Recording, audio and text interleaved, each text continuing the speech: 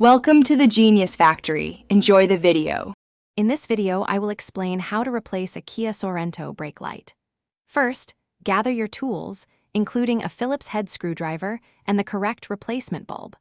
Always ensure your vehicle is safely parked on a level surface with the ignition completely off. Checking your owner's manual for the exact bulb type, such as a 740 bulb, will save you time and ensure compatibility. This initial preparation is crucial for a smooth and successful replacement process. Now, let's access the tail light assembly. Open your Kia Sorento's rear liftgate to reveal the two retaining screws holding the tail light in place. Using your Phillips head screwdriver, carefully remove these two screws. Once the screws are out, gently pull the entire tail light assembly straight back, away from the vehicle.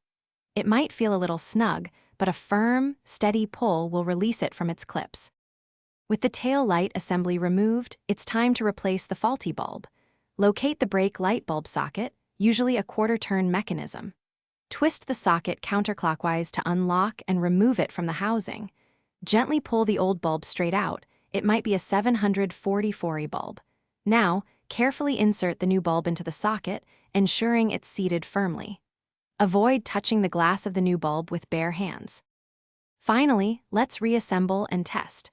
Twist the bulb socket clockwise to lock it back into the tail light housing. Carefully align the entire tail light assembly with its mounting pins on the vehicle body and push it firmly until it clicks into place. Reinstall the two retaining screws you removed earlier, tightening them securely with your Phillips head screwdriver. Have a friend press the brake pedal to confirm your new brake light is working perfectly. Great job! Thanks for watching. If you found this helpful, don't forget to like and subscribe.